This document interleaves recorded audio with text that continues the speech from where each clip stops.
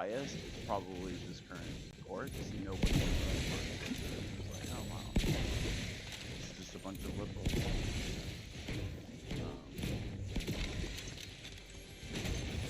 Yeah, I don't know. I mean, I still just think it's just better for the country if he's like, if there's a vote and he loses.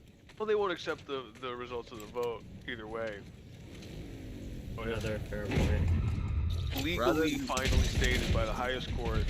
Yeah, maybe this motherfucker did kind of foment insurrection, and he didn't have any reason on any factual or evidentiary reason to believe that the election was going to be stolen, but he said that from the beginning and just kept saying the big lie over and over, and caused this whole scene like it was bad, like it was bad, and asking Pence to overthrow the election and the Georgia call and all this stuff. Like, how can you look at all of the evidence and say that they didn't know what they're doing? Like, That's and not, yeah. So they'll have to answer to history, and their legacies will be tarnished forever, and it will be only, known as they were Trump shills, and America will last far longer than that fat fuck, like, he won't destroy it at all. Like, I'm not worried about that. Like, It's you over. can't get hysterical about one person. Like, it's never that bad. Certainly could be bad, but the great experiment is over. We failed. I guess my concern is we've already seen some violence. So like I kind of focus on in terms of like what's the best course of action to avoid further violence and political unrest. Is it? yeah, but that line's been crossed. Like it really is appeasement argument at this point. It's just like Ukraine.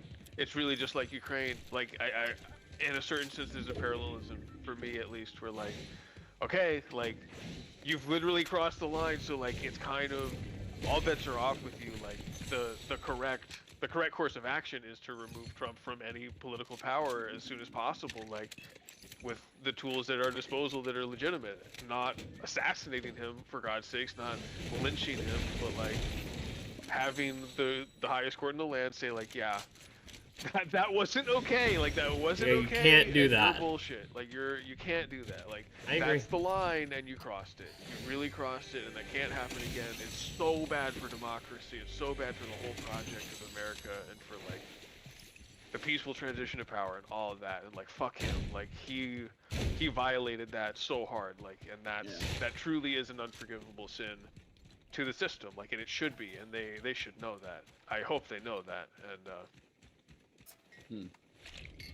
Yeah, appeasement angle is always an interesting one to invoke.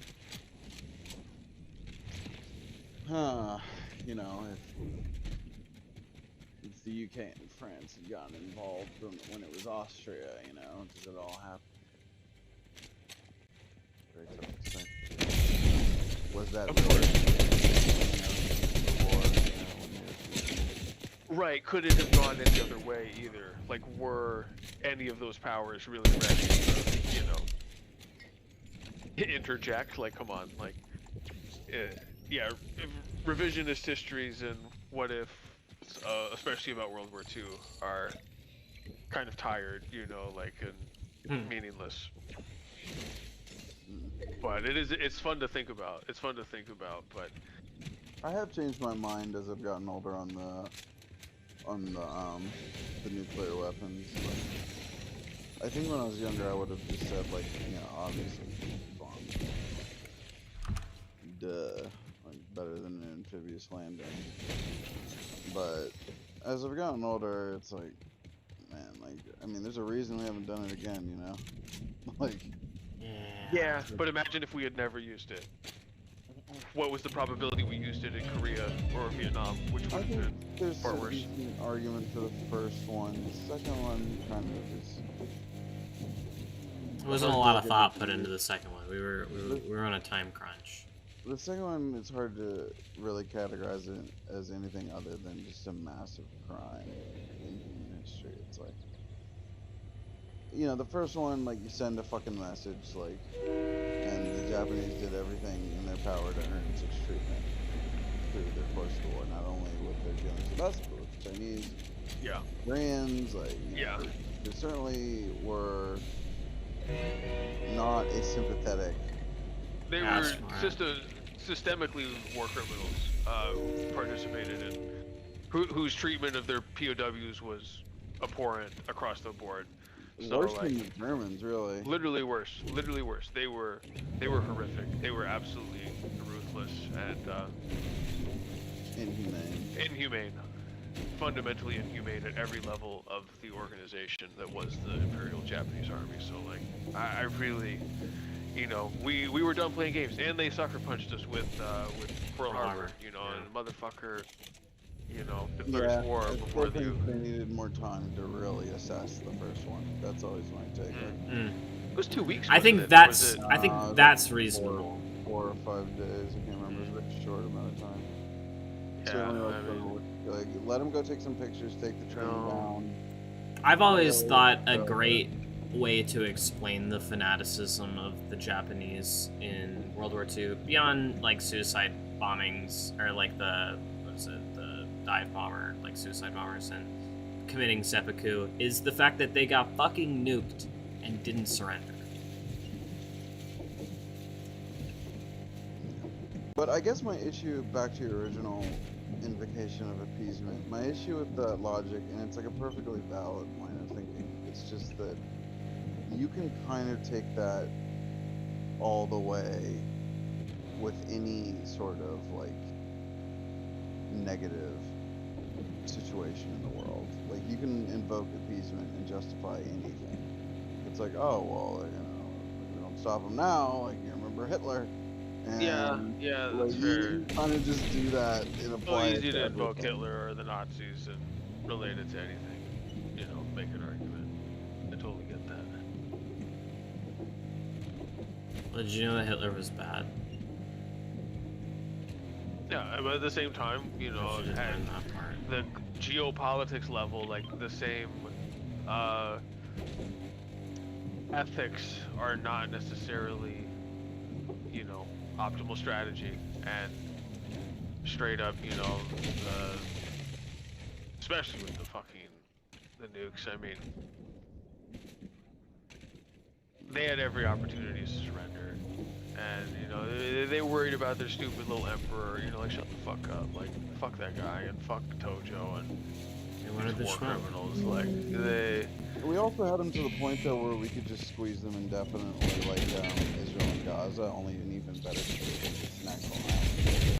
The Navy had been destroyed, the Imperial Navy was destroyed, so there's really no, like, way in or out of the island. Like, you can blockade it and wait until they say uncle.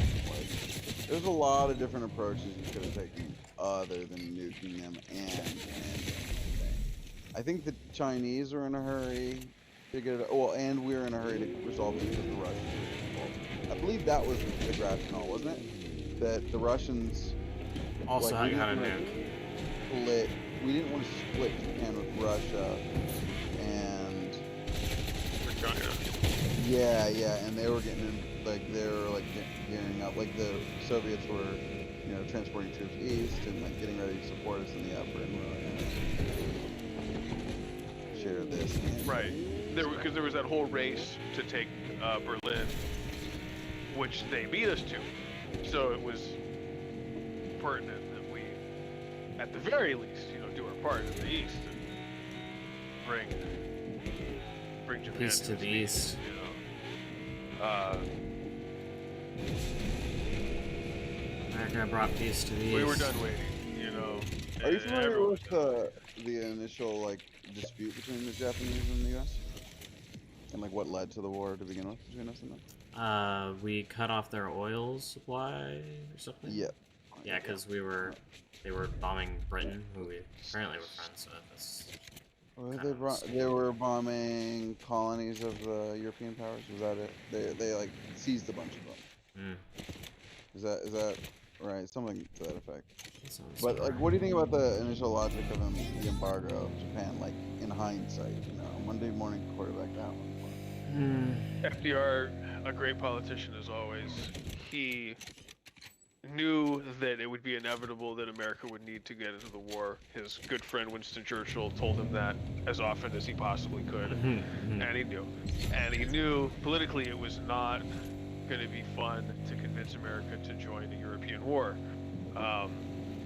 So provoking the Japanese and getting us into that front, I mean, even if it's a completely different front, like we declared war on Germany the next day, and like we, you know, we had the Pacific Theater for sure, like going on at the same time, but really, the first mission and the most important was orchestrating D-Day and like protecting Britain and getting into that fight, and it was FDR was completely willing to fuck with Japan enough to get them to declare war on us. Like he probably didn't expect an attack, but hopefully they would declare war so that we would have the right of defending ourselves rather than just jumping in.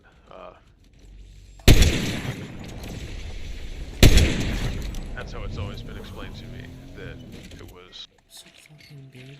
it was knowingly provocative, and FDR was glad to do it because he knew it was inevitable and it was probably about time. I mean, end of 41, you know, I mean, it's been going on for a couple of years already, and like, if we weren't gearing up in 1942, like, you know, how long could it have gone, and where would the Germans have been in a year and a half, you know, if they had been allowed to milk all of their conquered territories? Like, I'm not saying they would have won, but they sure would have had It would have been a hell of a lot closer. Could have been. It could have been. You know, I don't know what it would have been, but it could have been. And it's a scary thought, you know, and the cost could have been exponentially higher. They could have been 50% higher. Like, who knows? Like, it could have gone on for years more, and Europe could have been completely reshaped. China and Asia could have been completely reshaped. Like, I mean, a couple more years of Japanese rule and the Philippines and China, I mean, Lord knows, like, who knows what the fuck would have gone on there. Like, they were crazy, dude. They were fucking crazy. They crossed the line. And they had to be taken out. And hairy-ass motherfucking Truman, he was not fucking around. Small-town motherfucking judge. You know, advocate for the working class. Missouri, Yeah, or I think so. Kansas? Something like that, yeah, one of those. Midwest country lawyer, or judge. Harry Truman. Yeah, it's still my major complaint about Oppenheimer, is they made Truman look like a sadist, and Well, he was a dick to our I boy. really don't agree. Missouri. Yeah, Missouri boy. I really don't think that's fair, like. What was it? Isn't he white though? He is pretty white, but Doesn't he? he's not a sociopath. anything? He knew it. He knew what was at stake.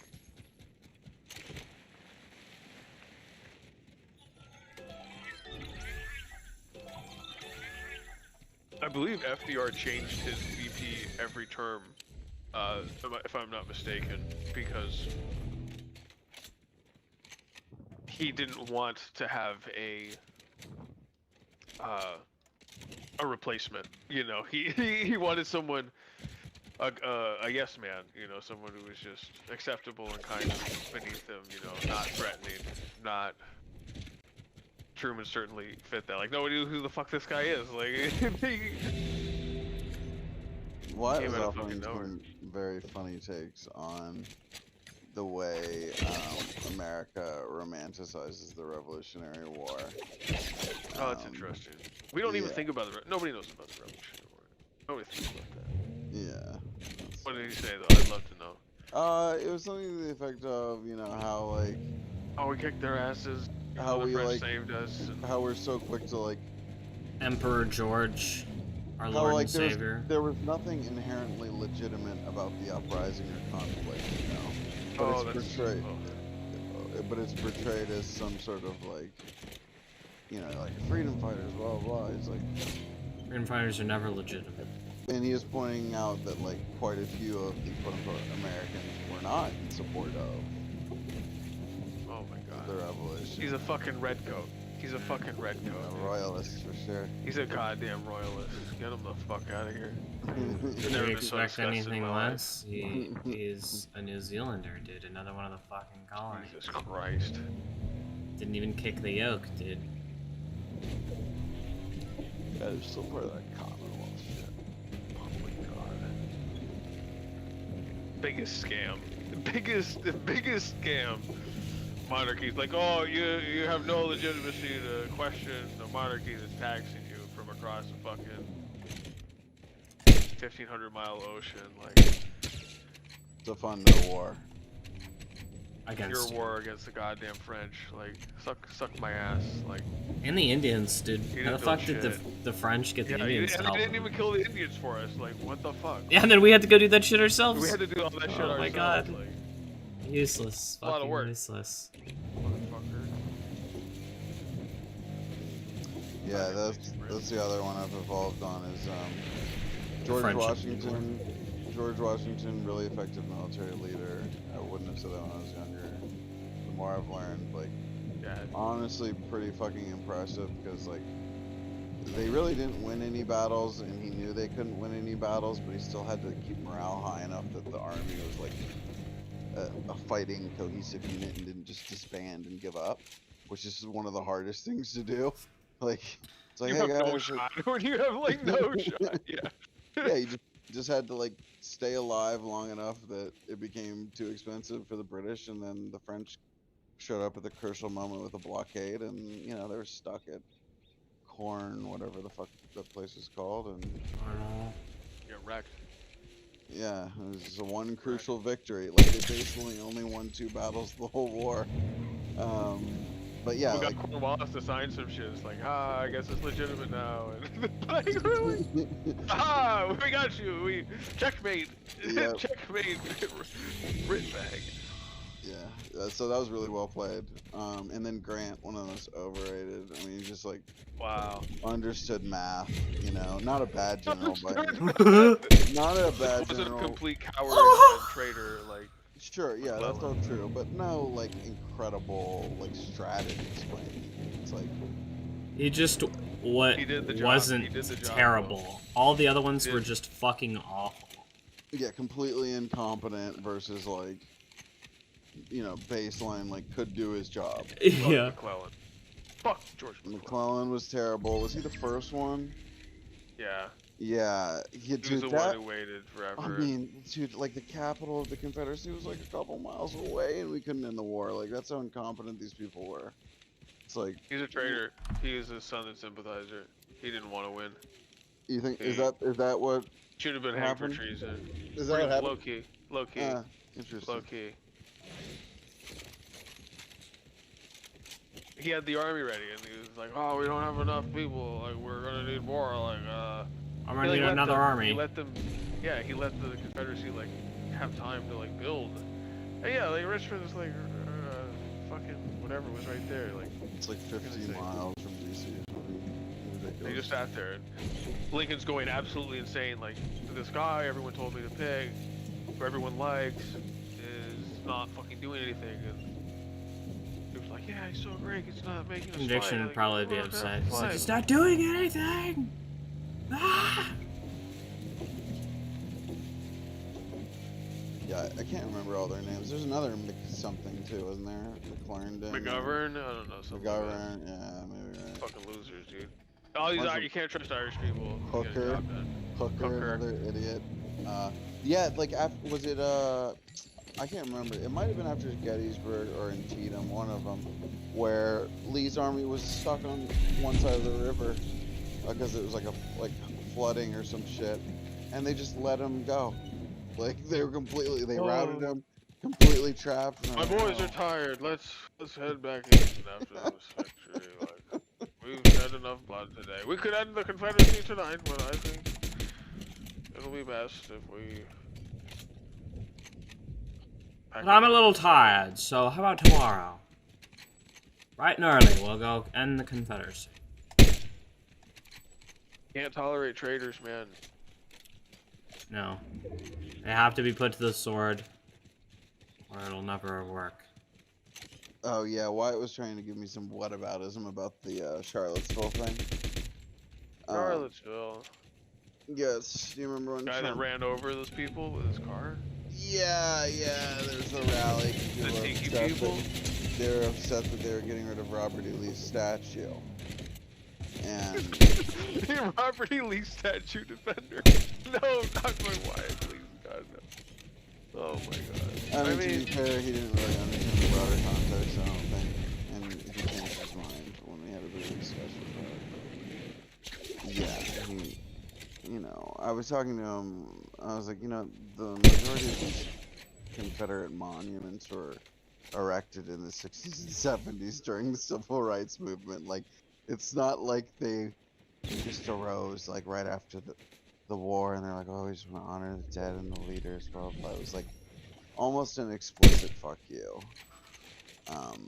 And then people are still crying about it now. And it's like, well, I mean, I don't mind you having them in museums or something, but do we really need to honor these people who fought against our country? I don't understand. You know, and people did the same thing when we were renaming all the military bases. Like, I think 2 of the 3 bases I was stationed at were named after Confederates at the time I was there. They've since changed, but yeah, that always blew my mind. And then people were like, oh, it's just political correctness. They fought against the Union. Like, what do you want from them? Like, and they weren't even particularly good generals. Like they didn't even pick the good Confederate generals. It was like losers, like nobodies. Hood, Benning, like idiots, dude. Right.